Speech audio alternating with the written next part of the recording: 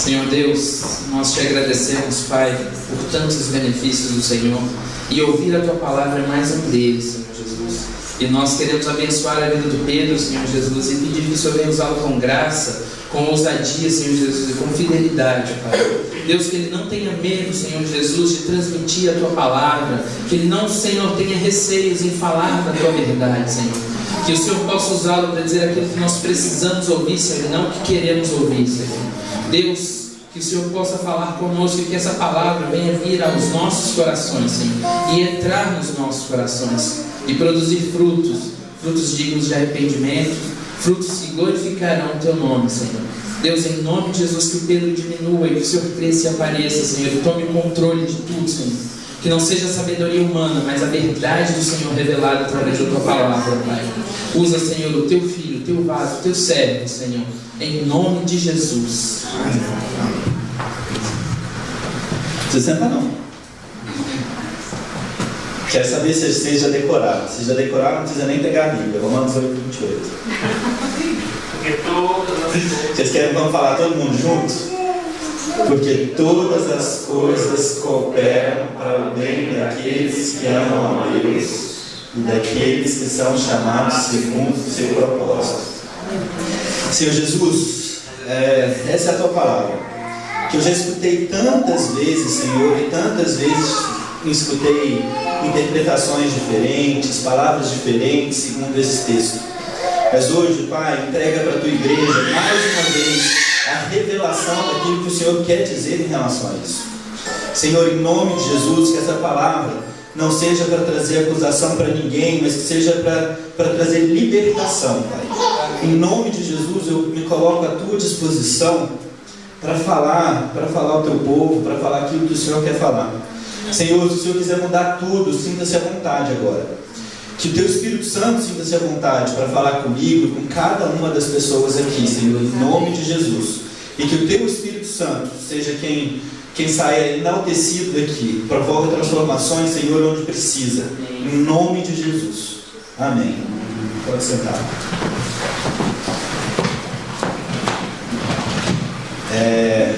Eu vou começar dizendo que essa palavra, ela não foi inspirada em ninguém mais, ninguém menos do que em mim mesmo.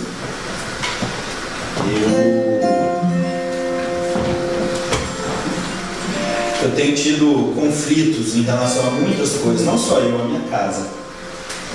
E para poder dizer para vocês de onde vem a ideia de falar sobre essas coisas, sem ser essa sexta-feira passada, agora, anteontem, mas a sexta-feira anterior, a gente estava vindo para o culto aqui na sexta-feira e nós levamos 2 horas e 40 de casa até aqui.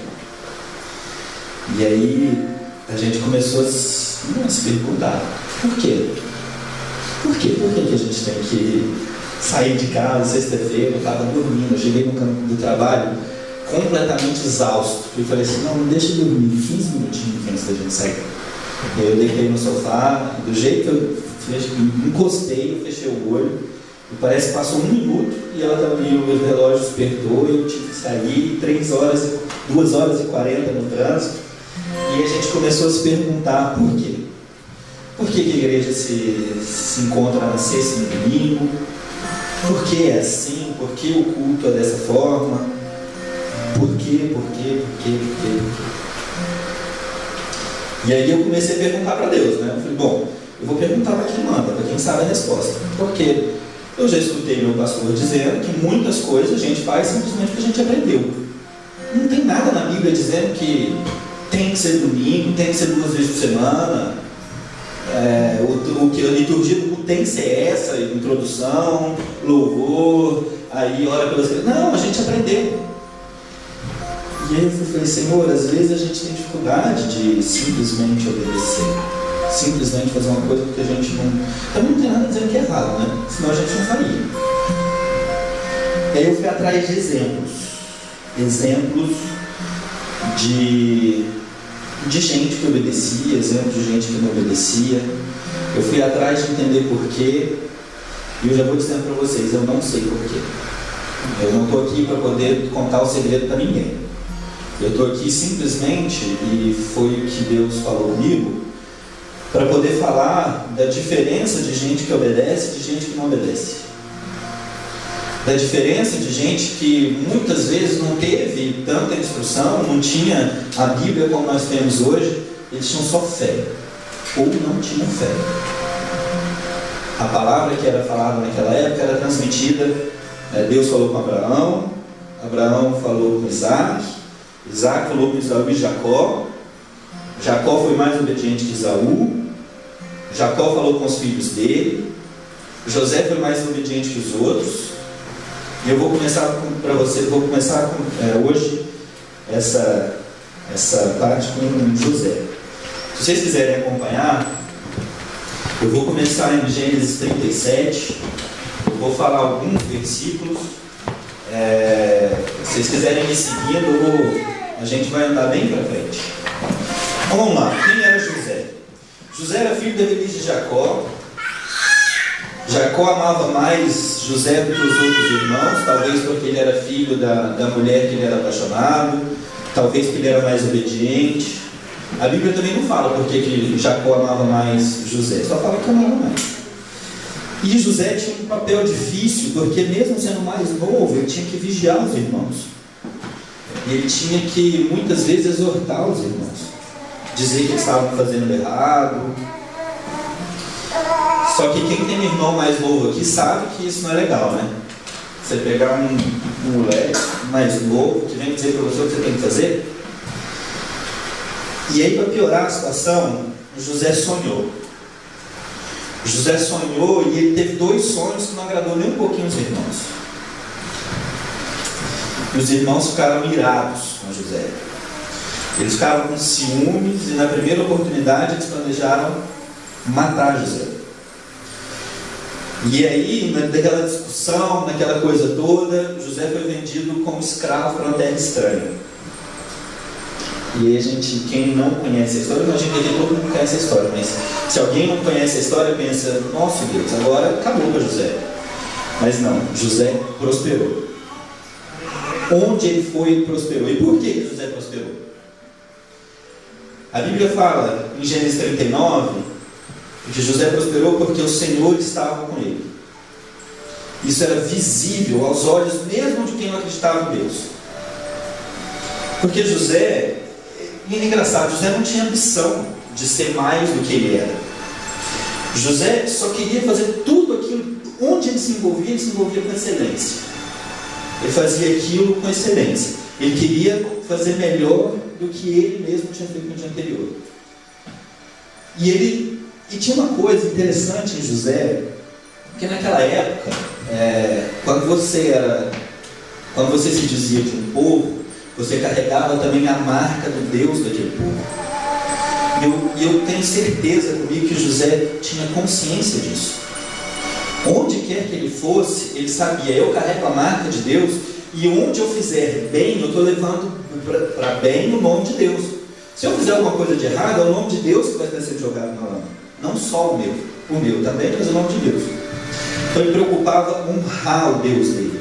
Porque quando na história fala de José, fala José, o hebreu, o seu Deus, o Deus do seu povo. Então as pessoas tinham consciência que José fazia parte de um povo que tinha um Deus diferente do Egito. Então isso levava José a servir com mais dedicação, porque ele não podia também se misturar. José, enquanto hebreu, enquanto escravo competente, ele era o hebreu, escravo competente e servo de um Deus que era estranho para os egípcios. Se ele se misturasse, ele era mais um. Mas não, ele fez questão de não se contaminar e de manter a fé dele e tudo aquilo que ele acreditava na frente dele, como guia dele, como norte dele. É engraçado, na sexta-feira a Paty compartilhou uma história que me marcou e eu espero que marque vocês da mesma forma. Vocês imaginam no tempo de hoje você pegar um embaixador e mandar para uma terra estranha? Sei lá, pode imaginar um embaixador indo para uma terra completamente diferente da dele. E ele chega naquela terra e ele gosta tanto daquilo, de tudo que ele vê, das festas, dos costumes, da cultura daquele povo, que ele se mistura com aquilo ali. Mas ele tinha uma missão de representar a terra natal dele, que era completamente diferente, com outros costumes, com outra crença. Se o embaixador se misturar com aquele povo, o que vocês acham que vai acontecer com a missão dele? Ela vai estar comprometida ou não? Pois assim foi José. Ele era um embaixador do Deus vivo, do Senhor dos Senhores, e ele não podia se misturar com aquele povo. Assim como nós somos. Eu sou e vocês são embaixadores de um reino que não é esse reino, que não é essa terra. E se a gente se misturar, e se a gente passar a gostar mais dos costumes do mundo, se a gente passar a se envolver com o mundo de uma forma que impeça a gente de cumprir a nossa missão vai estar comprometida. Deus vai cobrar isso da gente. Então a dedicação e o esmero com as coisas do Senhor levou José a uma posição de destaque. José passou a ser administrador dos bens do chefe dele, era o chefe da guarda real, e ele passou a morar dentro da casa do Senhor dele, dentro da casa de Potifar, mesmo sem se corromper. José teve uma chance que eu acho que todo mundo do Egito queria ter. Ele morava numa casa confortável, ele tinha um cargo bacana, ele tinha liberdade para ir e vir onde ele queria ir. Ele tinha tudo. Potifar colocou todas as coisas na mão de José. Potifar só tomava conta daquilo que ele comia. José poderia ter sido corrupto, José poderia ter aproveitado das coisas que não eram dele. E José teve uma outra chance que eu diria que 99 em cada 100 homens do reino do Egito queriam ter, que é se deitar com a mulher de Potifar. Eu imagino que essa mulher devia ser bonita, porque eu já escutei histórias de que, eu não li isso, mas eu escutei histórias que ela não era assim flor que se cheira, né? Mas José não se corrompeu.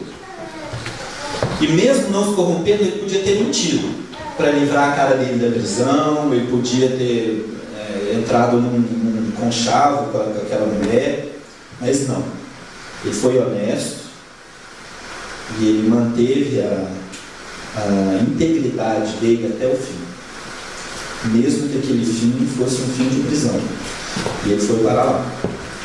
Ele era tudo aquilo que ele precisava ser.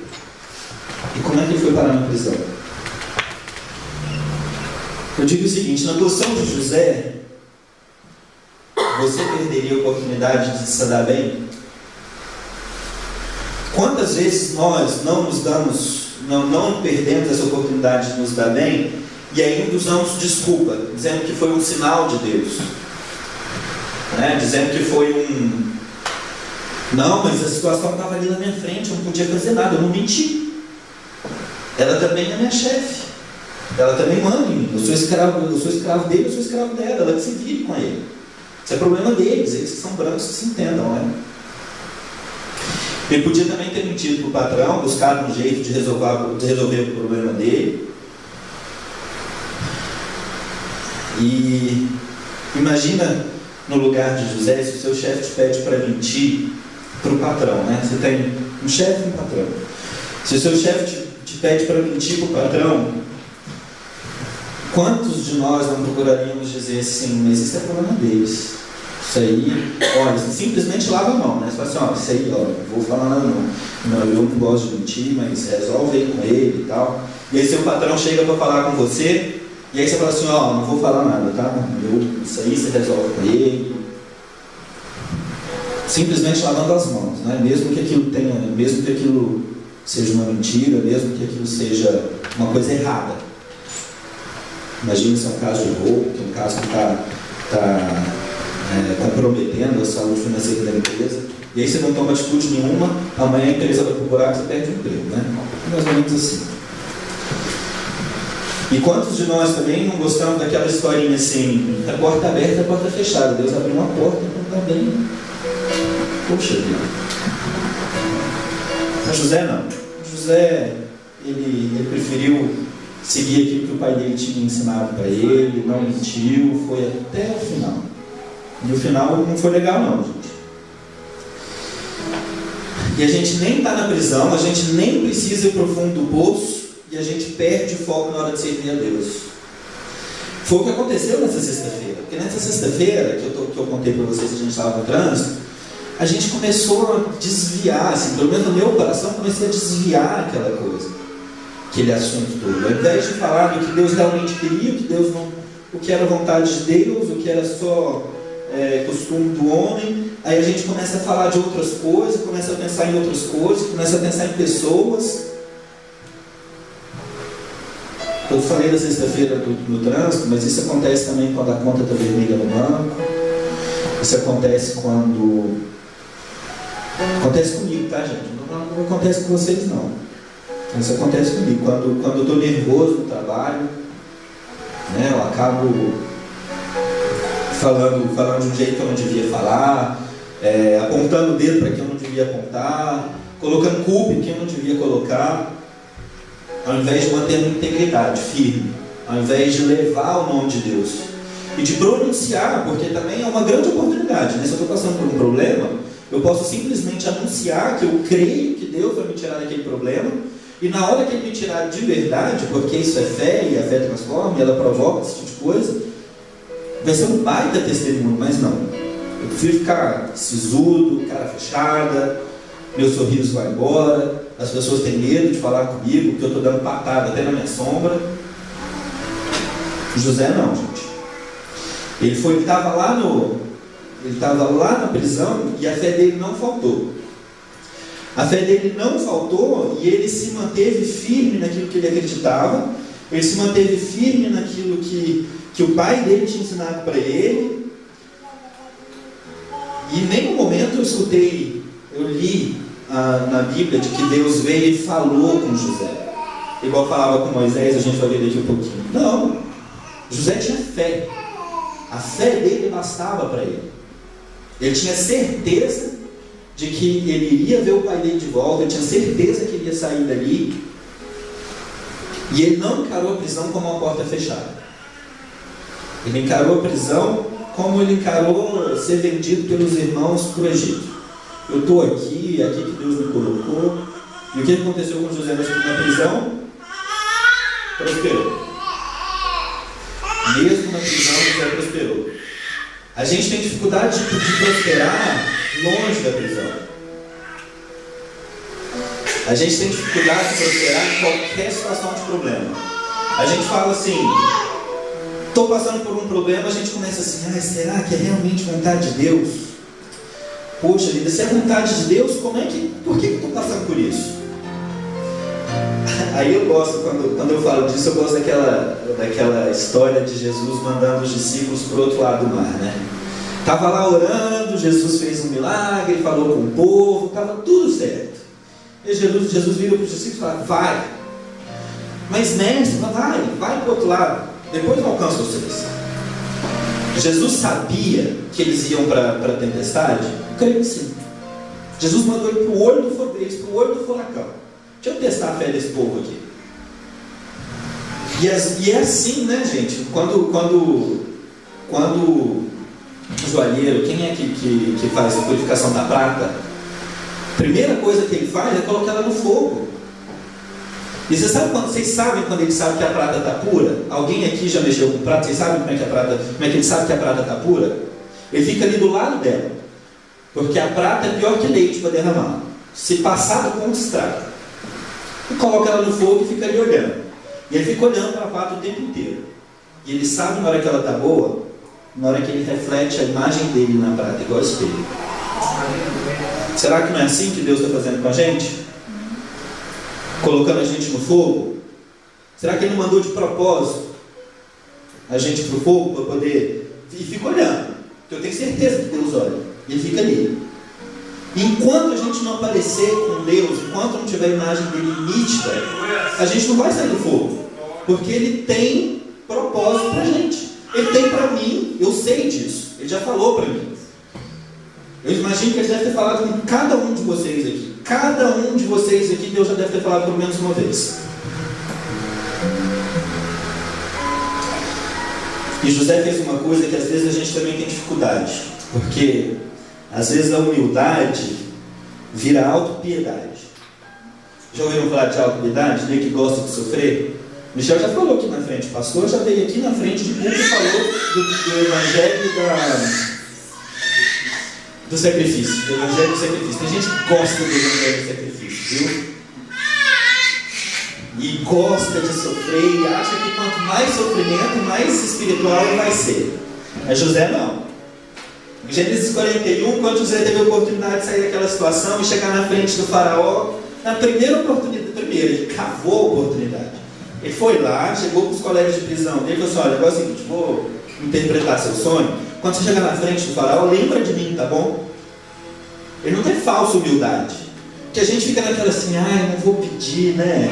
Se ele quiser, ele fala. Ele sabe que eu estou aqui nessa situação. O José não. O José chegou lá e falou assim: olha, agora é o seguinte, eu interpreto o sonho, quer que eu interprete? Eu só te peço uma coisa: quando você estiver na frente do faraó, você fala de mim. Porque eu sei que, fora o meu senhor Potifar, o faraó é a única pessoa que pode me tirar daqui de dentro. Porque é a única que manda em Potifar. E ele teve a oportunidade, depois de mais ou menos 2 anos de prisão, ele foi lá. E eu acho engraçado, porque pelo menos o que eu teria feito se eu fosse José? Eu teria acabado com a minha oportunidade, eu teria falado com o cidadão, só que eu teria feito assim, na frente de Potifar, na frente do faraó, eu teria orado, jejuado antes, assim: Senhor, me ajuda, Senhor, me ajuda, é o seu nome que eu vou levar, mas aí chega na frente do faraó, o que eu teria dito? Então, faraó, a interpretação é essa. Porque eu sei que eu tenho o dom de da interpretação, e eu estou ali na frente dele, e ele serve outros deuses diferentes dos meus, e eu vou arriscar. Vou arriscar falar do meu Deus, cara tão importante, eu quero sair da prisão. Se eu falar do meu Deus, ele pode simplesmente dizer assim: não, esse Deus aí é um Deus que não é o meu, volta para a prisão que eu não quero nem escutar. Mas não, José chegou lá e falou assim, em Gênesis 41:16: não depende de mim, faraó. É Deus que dará uma resposta favorável para o faraó, não sou eu. E aí, o que aconteceu quando José colocou Deus na frente dele? Não era mais José que estava na frente do faraó, era o embaixador de Deus. Se aqui o Orlando receber o embaixador do Brasil e ele chegar com um brochezinho do Brasil, escoltado, o carro com bandeira do Brasil, e ele falar uma besteira, não foi o embaixador que falou uma besteira. Ele cria um problema diplomático com o Brasil inteiro, por causa de uma pessoa. E foi isso que José teve consciência. Ele sabia que se ele chegasse lá e colocasse Deus na frente dele, o Senhor dele é maior que o servo. Aquele reino que ele representa é maior que ele mesmo. Então ele fala: bom, é o Senhor que dá a resposta. E se o Senhor quisesse ter ficado mudo naquele momento, o José voltaria para a prisão. Mas ele estava disposto, ele tinha fé.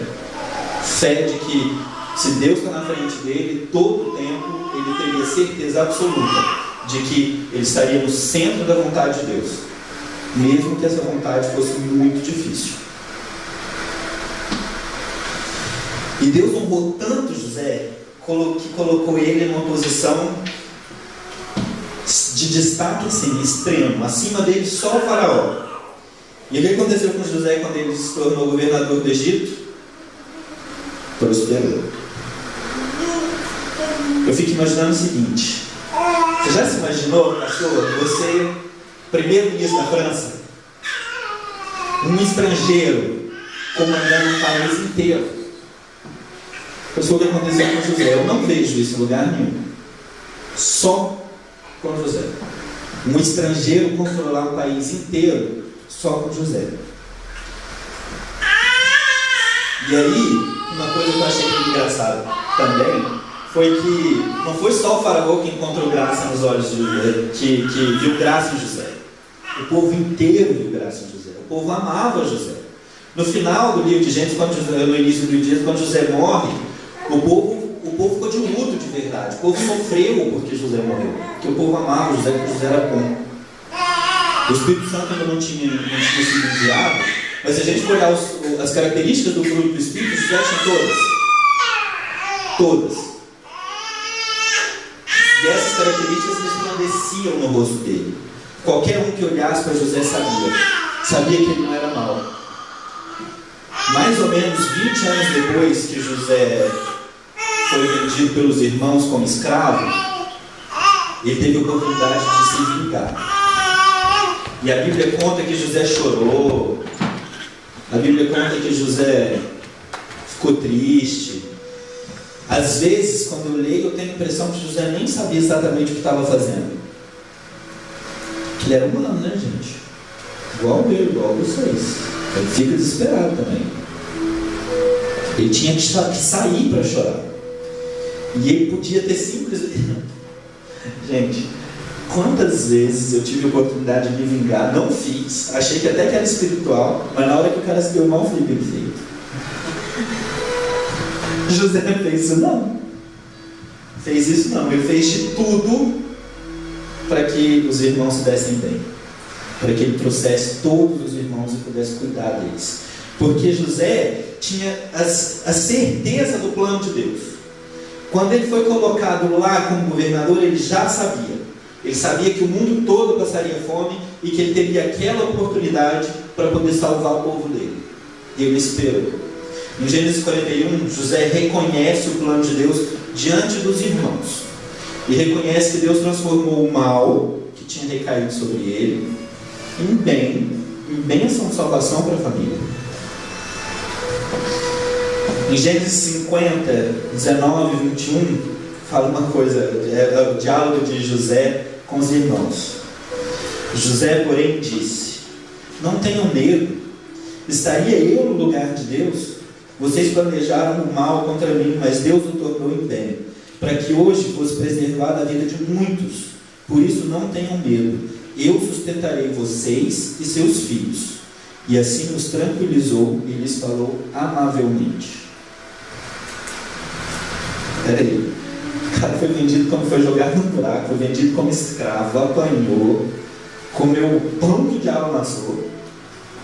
20 anos depois, todo poderoso, os irmãos ali, o sonho deles se concretizou, os irmãos estavam todos ali se curvando diante do grande e poderoso governador do Egito. Ninguém reconheceu ele poderia ter feito o que ele quisesse, ele estava com a faca e o queijo na mão, mas não, ele resolveu falar amavelmente. Gente, perdão é uma chave muito importante. Eu diria que se o reino de Deus está na porta, Jesus é a luz que guia a gente para o caminho, mas a chave que abre a porta é o perdão. Sem essa chave, ninguém vai entrar. Ninguém. Pode ser o melhor cara do mundo. Como diz o pastor semana passada, pode realizar milagres, maravilhas, o que for. Mas se não tiver perdão, vai entrar. Deus não vai deixar. Queria falar de um outro rapaz também, que foi bacana, igual José, que resolveu colocar o Deus dele na frente dele o tempo todo. O tal de Daniel. Quando eu casei, eu não tinha lido ainda Daniel. E aí minha esposa veio falar para mim de Daniel, e ela veio falar para mim que era apaixonada por Daniel, e eu fiquei com ciúme. Ela pega a Bíblia e começa assim: Daniel era jovem, sem defeito físico, boa aparência, culto, inteligente, dominava vários campos do conhecimento e foi capacitado para servir no palácio do rei. Daniel era o cara. Eu olhei para ele assim: vou colocar o nome no filho de Daniel, não. Daniel também era escravo, gente. O rei da Babilônia tinha levado todo o povo de Israel para a Babilônia, e Daniel era menino ainda, escravo, e não era de esperar que uma criança dessa ficasse um pouco temerosa com tudo que estava acontecendo. Ele chegava um monte de guarda, levar ele para o palácio do rei, escravo. Peraí, o que vocês estão fazendo comigo? O que vocês estão fazendo comigo? Me leva. Aí dá um monte de instrução para ele. E ele, domingo, eu teria ficado com medo. E olha que eu não considero um cara corajoso. Eu teria ficado morrendo de medo, ou então rebelde, né? Não quero isso aqui, não vai falar assim comigo, não. Se quiser me mata. São os dois comportamentos que eu vejo no mundo de hoje. Desde o primeiro dia, Daniel decidiu que não seria corrompido, nem pela comida. Ele guardou tanto aquilo que os pais dele ensinaram para ele, que ele não foi comprometido, ele não foi corrompido nem pela comida. Pela atitude de Daniel, em Daniel 1,17 fala, pela atitude de Daniel e seus amigos, Deus deu sabedoria e inteligência para conhecer todos os aspectos da cultura e da ciência. E Daniel, além disso, sabia interpretar todo tipo de visões e sonhos. No verso 19, depois que o rei testou todos aqueles meninos, né? Aqueles que quando chegaram viu aquela comilança toda, falou, hoje eu vou, né, enfiar o pé na jaca. Eu corrigi desse tempo, então? Sabia. A Daniel não. E aí, tudo que ele fazia assim como José, ele fazia com excelência. Era para servir, eu vou fazer com excelência. Era para carregar peso, eu vou fazer com excelência. Era para aprender, era para estudar, eu vou fazer com excelência. Era para servir o rei, era para falar diante dele, eu vou fazer com excelência. Eu sou escravo, o rei quer falar comigo, eu vou estar diante dele com excelência. E diante de mim vai sempre estar o meu Deus. Todo mundo vai saber quem é o meu Deus. E aí no verso 19 fala, o rei conversou com eles e não encontrou ninguém comparável a Daniel, Ananias, Misael e Azarias. Uma coisa que Daniel tinha de vantagem em relação a José é que Daniel não estava sozinho, né? Porque sozinho é difícil demais, gente. Daniel pelo menos tinha esses amigos aqui que estavam junto com ele. Glória a Deus por isso, que ajudou. E o rei, depois disso, descobriu que eram 10 vezes mais sábios do que todos os magos encantadores de todo o seu reino. E as semelhanças, né? Assim como José, Daniel recebeu o dom de interpretação de sonhos. Assim como José, Daniel teve a chance de interpretar o sonho do rei. E assim como José, Daniel também colocou o rei diante dele. Também não pegou oportunidade para falar assim, eu sou o cara.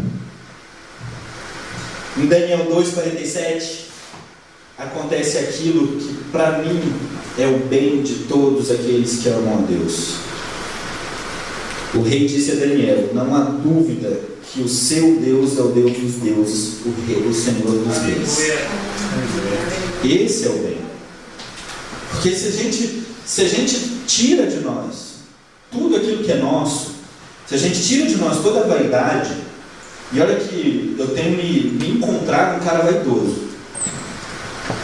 E se a gente tira de nós tudo aquilo que é vaidade, a gente coloca a presença de Deus, a vontade de Deus diante da gente, o nosso bem, aquilo que a gente vai querer mais, é a bênção de Deus.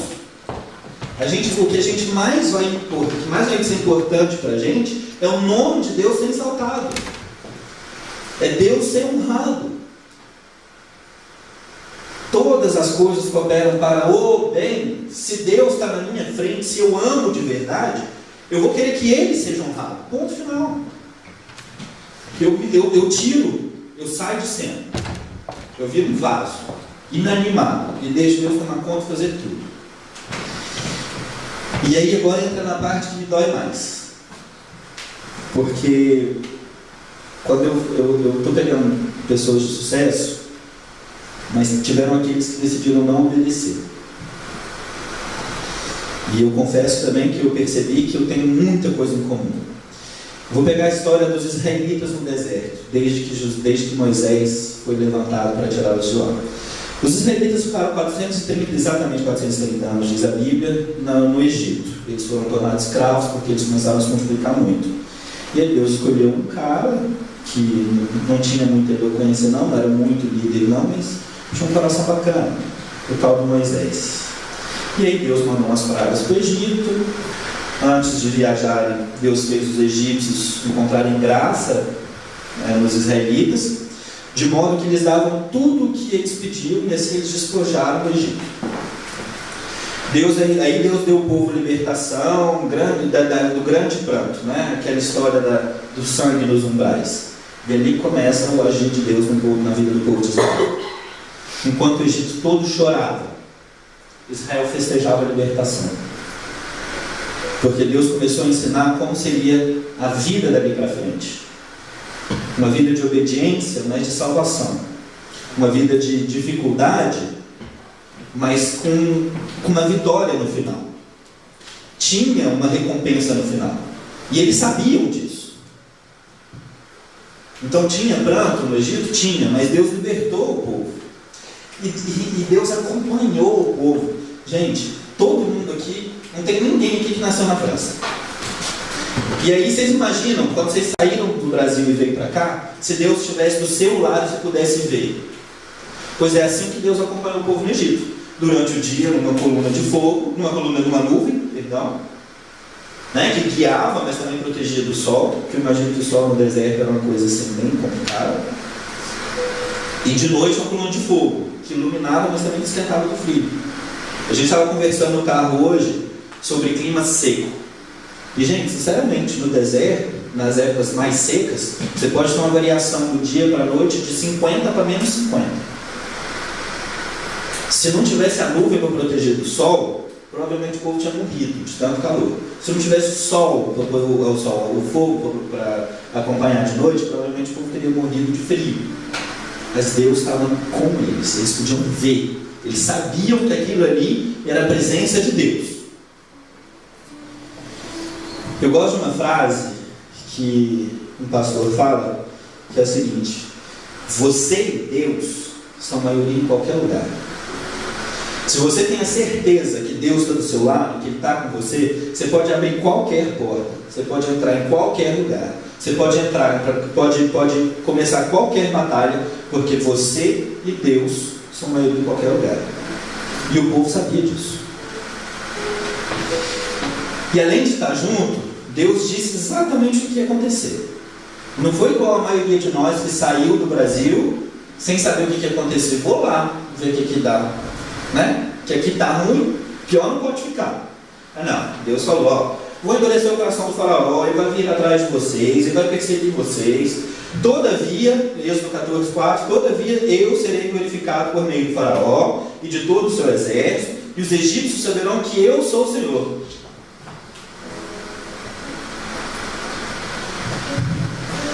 Eu acho que essa parte é a que mais me chamou a atenção, e foi daqui que eu comecei todo esse raciocínio, que eu vejo muita semelhança entre o meu comportamento e o comportamento deles, e gostaria de ver um pouco mais semelhanças entre o meu comportamento e o comportamento de José.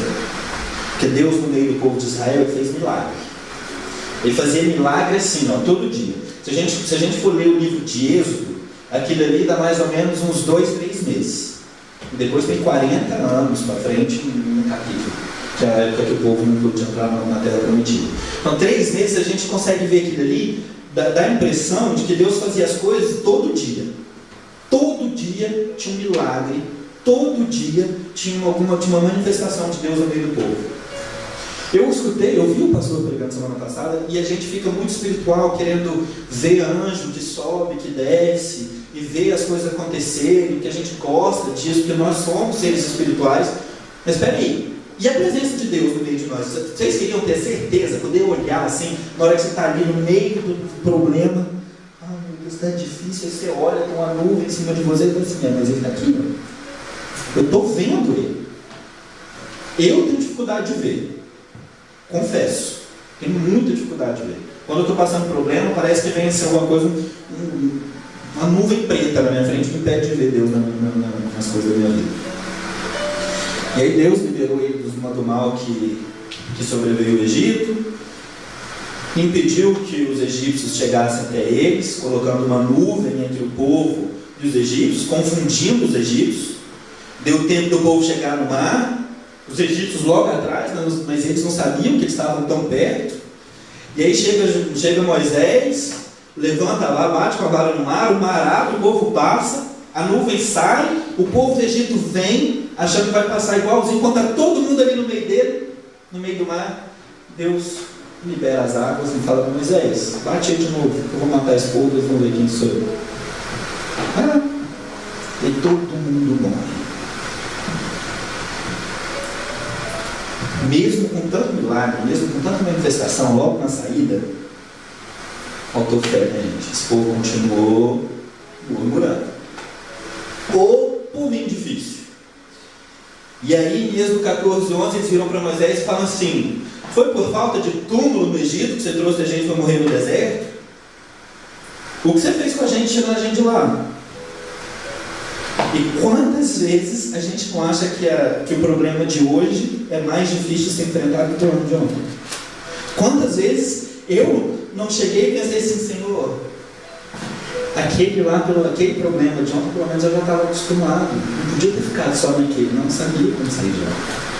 Mas esse de hoje está complicado, Pai, complicado. É mais ou menos a mesma coisa que eles estavam fazendo aqui. Lá eles eram escravos, felizes, duvido, porque apanhavam, que eram maltratados, que eram explorados. Mas o problema mais difícil do mundo é aquele que está acontecendo com você hoje, né? Não é nem com você ontem, não. O problema mais difícil do mundo é aquele que está acontecendo com você hoje. E é assim com todo mundo. E esse eu posso dizer que eu já fiz uma pesquisa, pelo menos 99,99%. E o povo tinha uma memória tão fraca, esse povo de Israel, eles eram tão pequenos, tão mesquinhos, que eles passaram tanta raiva em Deus. Já viram isso, gente? A Bíblia é um dos poucos lugares na Bíblia que eu vejo Deus falando que está com raiva. Por que não? Não tem mais. Está com raiva. Deus ficou irado. 45 dias depois deles terem saído do Egito, em Êxodo 16, eles falam assim: quem dera a mão do Senhor tivesse matado a gente no Egito. Lá pelo menos a gente sentava ao redor da panela de carne, tinha pão para comer à vontade. Escravo, né? Escravo, comendo carne e pão, mas escravo. Apanhava o dia inteiro, mas de noite tinha carne e pão. E aí eles preferiam ficar lá. Tinha só 45 dias, gente. A Bíblia fala, era o 15º, Deus fala: hoje vocês vão considerar o primeiro mês do ano. Aí depois no capítulo 16 fala o seguinte: é o 15º dia do segundo mês. Faz as contas, 15º dia do segundo mês, passou 30, mais 15, 45 dias. 45 dias, fala sério, são 27 semanas. E o povo não tinha esquecido de tudo. E aí vem reclamar de carne. Parece eu, quando eu cheguei aqui, reclamando que não tinha pão de queijo, pamonha, piqui, né? Ai, lá estava difícil, mas pelo menos tinha pão de queijo para eu comer domingo de manhã. Misericórdia. Ai, meu Deus, lembrei do Kleber Lucas, no dia que ele estava pregando quando a Bíblia falando desse negócio. Fagrar é bom. Quer lá saber de pagar? O negócio é seguinte: eu estou aqui, eu tenho que comer as coisas daqui. Ora, bola, você está lembrando do passado, não? E se eu for para outro lugar do mundo, tem que comer as coisas de lá, tem que estar lá, que é lá que Deus me colocou. Bom, parênteses. E quantas vezes eu não falei coisa do tipo assim: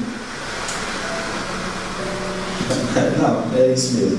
Mas enfim, aí Deus, o que aconteceu? O que Deus fez logo depois? Deus mandou um monte de passarinho lá, de codorninha, para poderem comer carne, encher a boca, né, encher a barriga. E de manhã tinha pão para todo mundo. Não nessa passagem exatamente, mas logo depois teve uma outra passagem que Deus estava tão bravo que fala assim: eu vou mandar carne para esse povo comer até não aguentar mais, eles vão ficar com nojo, tanto que a carne ainda vai estar no meio dos dentes, eles vão ficar com nojo, tanta carne que eu vou dar para esse povo comer. Povo ingrato. Mas além das provisões, Deus também dá uma promessa para esse povo, mesmo o povo sendo tão cabecinha pequena.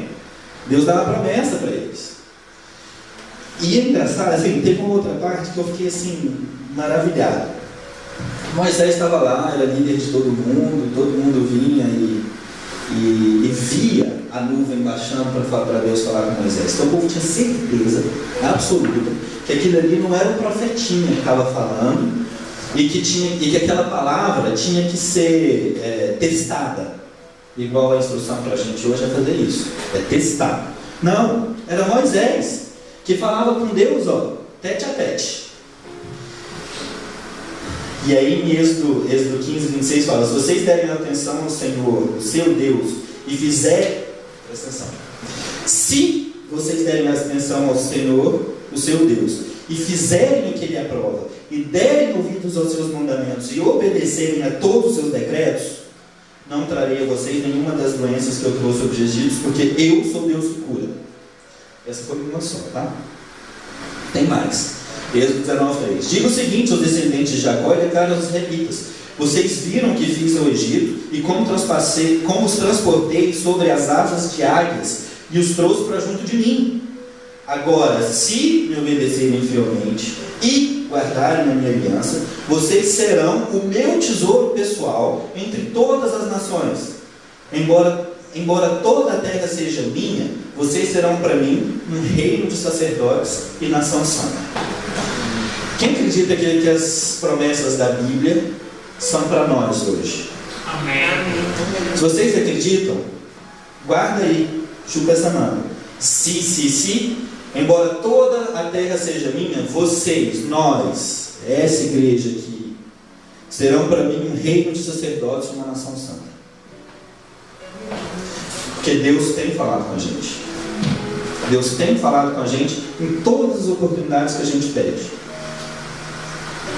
A gente começou uma campanha de 153 dias de oração e eu acho que Deus ainda não estava muito assim, na hora de dar para a gente os frutos. Aí ele deve ter olhado assim para a gente e falou assim: bom, eu amo esse pessoal, né? Então pelo menos eu vou dar uma palavra para eles podem ficar firmes assim. Aí trouxe o meu amigo profeta aqui que fala para esse povo que o tempo de oração deles chegou até mim e eu gostei. Se vocês não lembram, depois vocês podem pedir para mim, eu mando a parte específica da profecia para cada um. Vocês poderem assistir assim todo dia de manhã. Porque aí vocês vão lembrar qual é o Deus que está tomando conta da gente, que está guiando a gente aqui. E essas promessas se aplicam para nós hoje, não é de qualquer jeito não. Tem uma figura. Existe um ponto onde essas promessas hoje para nós são verdades. E esse ponto chama Jesus Cristo. Em João 3,15 fala: para todo aquele que nele crê, não pereça, mas tenha a vida eterna. A bênção não aquece, gente. Isso aqui vai passar. Eu estou com 32 anos. Aqui, se eu viver mais 2 vezes o que eu vivi, eu estou na glória. Acabou. E passou rápido, viu? Eu ainda lembro de quando eu era dedado em João Pedro, se brincar. Então, agora, a vida eterna deve demorar. Mas assim como Deus falou para o povo de Israel, que trouxe para junto deles, eu estou sentindo que Deus está falando assim: fica firme, vou te trazer para pertinho de mim. Calma. Hoje você está aí passando uma provinha, mas é para depois, a sua recompensa vai estar aqui, ó, do meu lado. Vou te colocar no colo, filhinho. Eu te amo. E da mesma forma que os israelitas tinham só que obedecer, a instrução dos israelitas foram obedecer. A nossa hoje é crer. Aquele que crê no ministério de Jesus, aquele que crê que Jesus pagou o preço por nós, esse ama Jesus tanto, que faz questão de servir. Eu vejo meu amigo evangelista, quando ele fala da palavra de Deus, o olho até brilha. Como eu amo falar da palavra de Deus. Tudo que eu quero, se eu pudesse ganhar dinheiro falando da palavra de Deus, eu acho que ia ser o homem mais rico do mundo. E é assim que a gente deve querer servir, com toda a nossa força, com todo o nosso empenho, com a excelência que tiveram José e Daniel. Por 3 vezes lá no deserto, o povo falou unanimemente. Falou em uma só voz, uníssono, como vocês quiserem: faremos tudo o que o Senhor ordenou. Mesmo assim, fizeram tudo o contrário, né? Não parece assim um pouquinho com o que a gente faz hoje? Quantas vezes eu já me ajoelhei e falei: Senhor, toma conta desse problema para mim? E aí eu levanto, tiro o joelho do chão, levanto e vou lá tentar resolver com minhas próprias mãos. Quantas vezes Deus fala assim: filho, fica firme, eu te amo. mantém, ó, eu estou vendo o que você está pedindo. Aí eu chego em casa maravilhado domingo, né? Ai, Senhor falou comigo hoje, disse que me ama. Oh, glória! Segunda-feira eu esqueço de orar pelo dia do trabalho. Piada. Quantas vezes a gente não faz isso? A primeira vez que o povo declarou obediência a Deus foi quando ele falou diretamente ao povo. Essa história é bacana. Deus falou para o povo assim, ó, falou para Moisés assim: Moisés, manda o povo se preparar 2 dias. No terceiro eu vou vir falar com eles. Eles terem certeza que sou eu que estou contigo, que sou eu que estou tirando eles do Egito. E aí Moisés sobe para o monte, a nuvem desce, o povo não podia tocar no monte, senão ia ser morto. E o povo fica com tanto medo. Fala: não, Senhor, fala com a gente, mas não, fala só com Moisés aí, deixa que a gente vai obedecer, viu? A gente promete, Senhor, a gente vai obedecer, não precisa obedecer, não está com medo. Mesmo Deus tendo libertado eles, mesmo Deus tendo feito milagres, mesmo Deus operando maravilhas, acompanhando o meio deles, eles duvidaram do amor de Deus, acharam que Deus era mau, né? Ia destruir eles só porque dava ordem. Deus nunca foi desordeiro, sempre teve ordem, sempre a gente tem que ter ordem com as coisas de Deus, na casa de Deus, com tudo relacionado a Deus, porque Deus gosta disso. Bando de gente frouxa, o povo de Israel. Deus já tinha dado N provas e eles não querendo falar com Deus. Tanto que eu tenho pedido para Deus. Quem que conhece o Paul Washer? Já escutou alguma palavra do Paul Washer? Paul Washer parece que ele fez uma campanha assim que ele converteu. Ele disse que logo que ele teve encontro com Jesus, ele estava na universidade ainda, ele entrava no armário dele para orar. E ele disse que ficava horas orando assim dentro do armário dele, ele não cabia ele ajoelhado, então ele ficava só assim, né? Imagina numa posição assim, falando assim para Jesus: Jesus, eu estou aqui, fala comigo. Jesus, eu estou aqui, fala comigo. Foram 5 meses. Na hora que ele não estava esperando, ele entrou dentro da igreja e Jesus resolveu falar com ele. Segundo ele caiu no chão na posição fetal, tão atemorizado ele ficou. E ali ele entendeu que o poder de Deus, que a presença de Jesus era um pouco mais forte do que ele estava esperando. Tudo que eu peço é para essa experiência, gente. Falei para Deus essa noite, falei: Senhor, eu quero. Eu vou ficar com medo da sua primeira vez, depois eu costumo.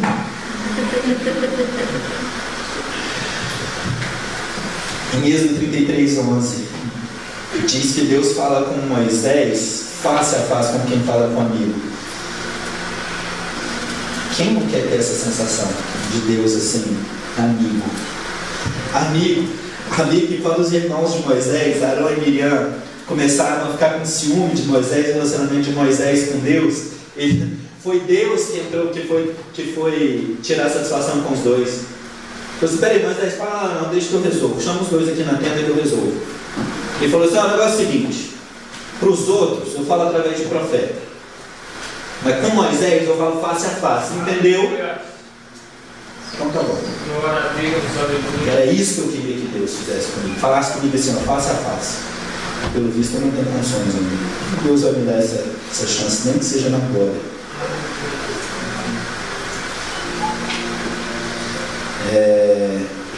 Moisés estava lá no monte com o amigo dele e tá. É que aí Moisés um dia subiu no monte e deu uma demoradinha, né? A gente fala que o povo desobedeceu, não sei o que eles fizeram. Moisés subiu para falar com o homem, para falar com Deus, ficou um pouquinho mais de tempo. Isso é em Êxodo 32. E Deus tinha dado a instrução para o povo em Êxodo 20 assim, ó: não farás para ti ídolo, imagem nenhuma imagem de qualquer coisa no céu, na terra ou nas águas debaixo da terra. Isso aí é Êxodo 20. Como a gente falou, o Êxodo são alguns dias, né? Mais ou menos uns 3 meses. E aí em Êxodo 32, Moisés dá essa demoradinha e o povo fala assim: o que aconteceu com o homem? Faz para nós aí um Deus para a gente poder seguir.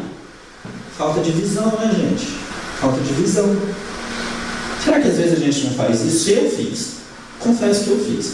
Converti, fiquei 3 anos, bacana. Mas depois deu uma desviada. Foi dar uma ida lá no mundo. Por quê? Falta de visão.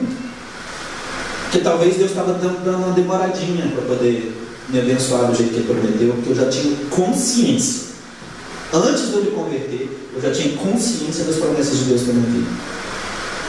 E ainda assim, fui lá. Não fiz bezerro de ouro, não. Mas coloquei um monte de outro ídolo na minha frente. O ídolo do mundo, do amigo, a namorada, né? Na faculdade, o truco. Amava para jogar. E aí o povo fica bravo. O povo vira para Moisés e fala assim, ó, tendo visto, Êxodo 32:9, tendo visto que esse povo é um povo obstinado, deixe-me agora, que a minha ira se acenda contra eles e eu os destrua. Depois farei de você, Moisés, uma grande nação. Deus está bravo. Eu sei que não vai fazer isso com a gente hoje, mas naquele dia lá está muito bravo. E aí Moisés fala assim, opa, Senhor, não. Senão o povo tem jeito para falar. Vai dar razão para eles. Me deu até a impressão de que Moisés estava um pouco mais sábio que Deus nessa época. É só impressão. E quantas vezes Deus já tinha falado, se obedecer, se guardar os meus mandamentos. Bom, enfim, se Deus tivesse feito isso, como Moisés era filho de Abraão mesmo, a promessa de Deus estava sendo cumprida de outra forma. Continuaria sendo o filho de Abraão, Isaac, Jacó, que Deus ia tornar numeroso.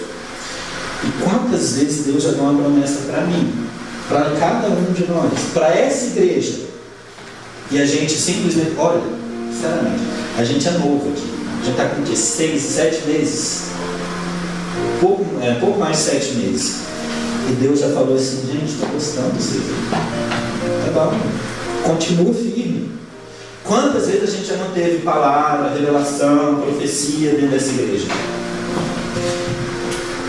Se eu fui o único dentro dessa igreja a questionar a vontade de Deus, da gente estar aqui, da gente ficar aqui nesse ajuntamento e tudo mais, estou pedindo perdão para Deus? Vocês são testemunha. Eu imagino que não. Imagino que até o pastor já deve ter pensado. Do tipo assim, Senhor, é isso mesmo? Você tem certeza? Por causa de uma demoradinha, não sei se a gente começa a pensar, né? Mas se os outros ouviram a instrução de Deus, e mesmo assim questionam, essa palavra é para dizer, fica firme, gente, fica firme. Que o Deus que não dorme trabalha sem cessar para abençoar a gente. Amém. Moisés intercedeu pelo povo mais uma vez devido à impaciência do povo. Em Êxodo 32, Moisés fala, rogo-te, perdoa os pecados dele. E no verso 33, Deus destila um pouquinho da ira, fala, riscarei do meu livro aquele que pecar contra mim. Agora vá, guie o povo ao lugar de que eu lhe falei, meu anjo irá à sua frente. Todavia, quando chegar a hora de puni-los, eu os punirei pelos seus pecados, pelos pecados deles. No verso 35, o Senhor feriu o povo com a praga, porque quiseram que Arão fizesse o bezerro. A consequência vem. A consequência. Aprendi com meu amigo Fernando, toda coisa Deus ama. Em Jonas 4, Jonas ficou meio bravo com Deus também, porque Deus tinha mandado Jonas exortar Nínive dizendo que ia destruir.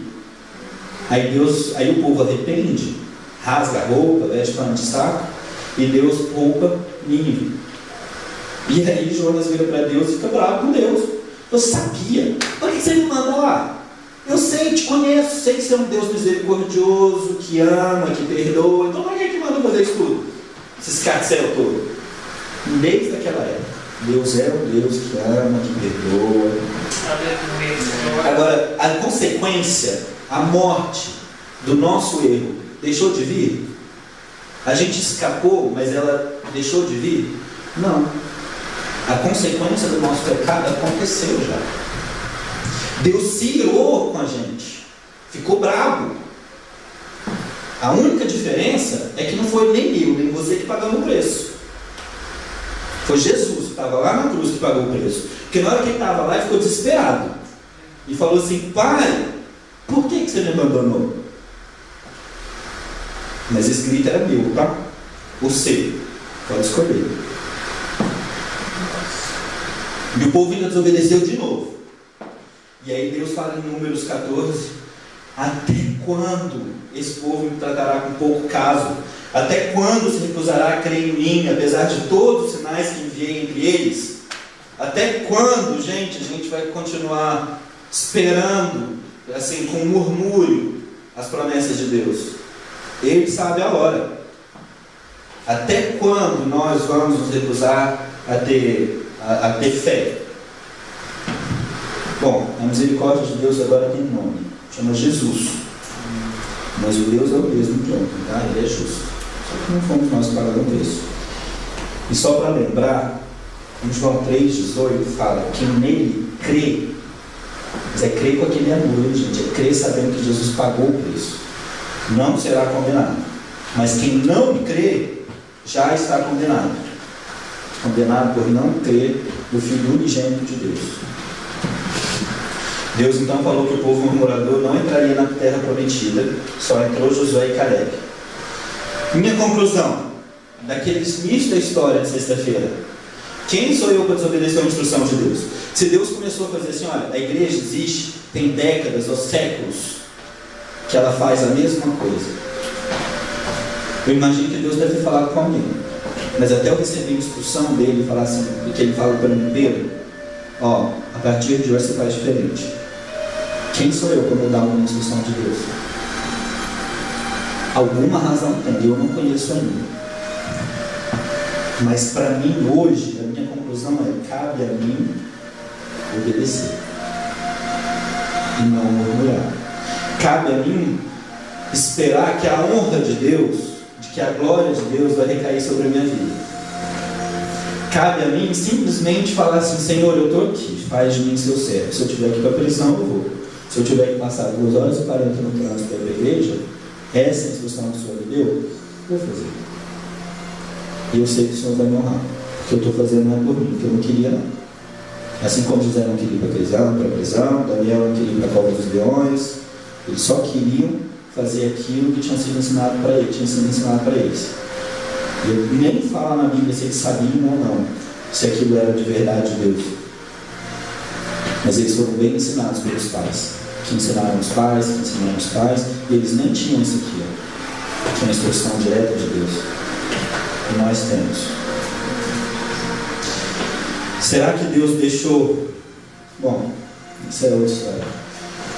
Se você tem tido as mesmas dúvidas que eu queria te convidar a refletir se não está faltando fé ou sobrando impaciência. Se só eu tiver com esse problema aqui, eu queria pedir para você abaixar sua cabeça e orar por mim, que eu estou precisando. Agora, se você estiver sentindo isso, se você em algum momento sente a mesma coisa que eu sinto, deixa eu orar com você. Vamos baixar a cabeça? Vamos orar?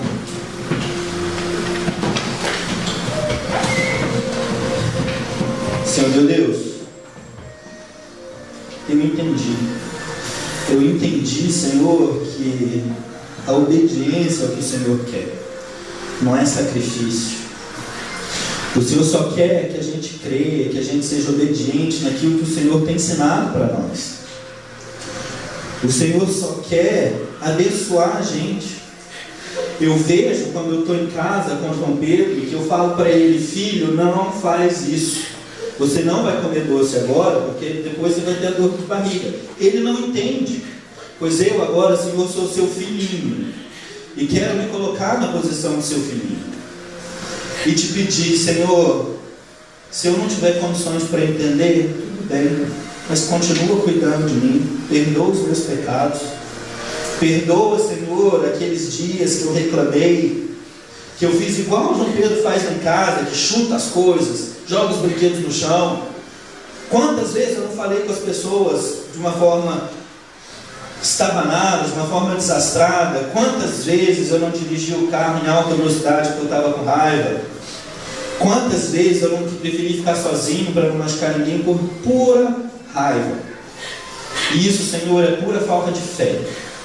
Pois eu te peço, Senhor, abençoa a mim e a cada um desses que estão pedindo agora, Pai. Cada um desses que estão entregando agora o coração para Ti. Entrega para nós, Senhor, a fé de que o Senhor está olhando para nós, de que nós somos prata no fogo, mas que o Senhor está purificando a gente, de que o Senhor está levando a gente para os lugares difíceis, mas a vitória está lá na nossa frente. José também não sabia o que ia acontecer com ele na prisão, mas ele orava, e ele entregava, e ele se consagrava todo dia, porque foi só assim que no dia que ele teve oportunidade, ele pôde chegar e fazer a sua vontade. Pois, Senhor, ensina-nos, fortalece os nossos pés, Senhor, fortalece a nossa fé, para que no dia certo, na hora certa, a gente possa fazer conforme a Tua vontade. Senhor, eu entrego nas Tuas mãos a minha vida, eu entrego nas Tuas mãos o meu tempo, a minha devoção para Ti e para essa igreja, Senhor. Eu quero Te pedir no nome de Jesus, Pai, que todos possam fazer a mesma oração e que nós possamos crescer uma igreja saudável e que nós possamos, Senhor, crescer conforme o Senhor quer, no Seu ritmo, não no nosso. Que a Tua vontade seja grande na nossa vida e não a nossa. Que nós sejamos embaixadores do Teu reino e não da nossa vontade. Que a gente possa levar o Seu nome em primeiro lugar e não o nosso. Que a gente possa colocar a Tua presença na nossa frente. Diminua nós e que o nosso Deus seja maior que nós. Que as pessoas nos identifiquem não como Pedro, que trabalha em tal lugar, ou que faz tal coisa, mas que as pessoas nos identifiquem, Senhor, como filhos do Deus vivo, Senhor dos reis, Senhor dos senhores, Deus dos deuses. Que nós sejamos identificados assim, Senhor, porque eu sei que essa é a Tua vontade. Eu quero, Senhor, no nome de Jesus, pedir que o Senhor traga libertação através dessa palavra na vida de todos nós. Que o Senhor retire toda acusação, porque Jesus levou essa lá na cruz. A gente só tem que amar o Senhor Jesus, e eu te peço, ajuda a gente a amar, porque nem isso eu tenho conseguido direito. Ajuda, Senhor, ajuda. Misericórdia, misericórdia, Pai. Eu acho que eu não posso cansar de repetir misericórdia, porque se não fosse Jesus, se não fosse a Tua misericórdia, se não fosse o Teu amor, uma hora dessa, Senhor, o Senhor estaria irado. Obrigado, Pai. Obrigado pelo Teu Filho Jesus. Obrigado pela Tua palavra. Obrigado pela oportunidade de compartilhar o que o Senhor tem falado no meu coração com os meus irmãos. E que sejamos todos, Senhor, impactados pela Tua presença, pelo Teu Espírito Santo, que está aqui dentro e que se move no meio de nós, em nome de Jesus.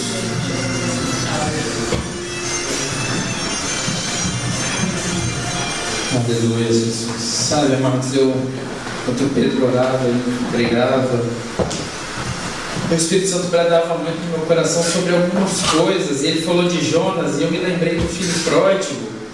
Todo mundo conhece a história do filho pródigo. Pede para o pai a herança, vai embora, gasta tudo, se arrepende e volta. Chega, o nosso querido evangelista, ele pregou sobre isso, o Fernando falou sobre isso. E o problema não estava no filho que foi embora. O problema nunca foi o filho que foi embora, porque o filho que foi embora, ele teve coragem de se despir e mostrar aquilo que ele estava sentindo. O problema nunca foi o filho que foi embora, o problema foi o filho que ficou.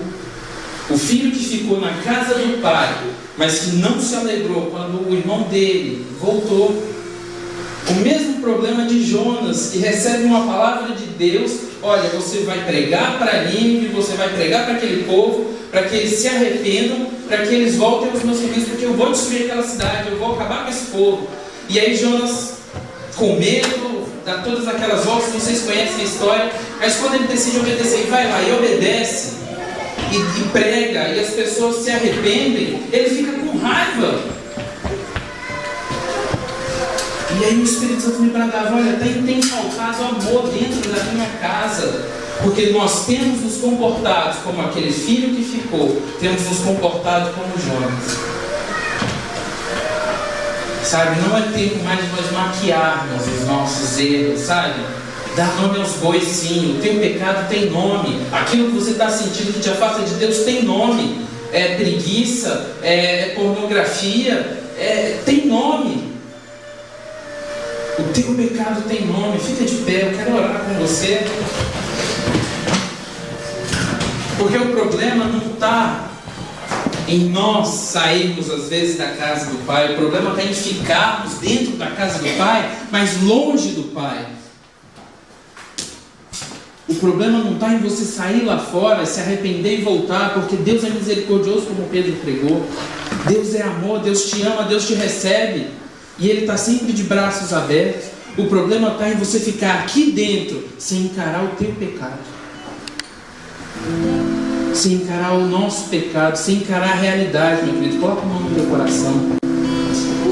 Se você quiser vir à frente, vem. Se não quiser, fica aí no teu lugar mesmo. Nós vamos orar. Porque é chegado o tempo de acabar com a hipocrisia, de acabar com a mentira.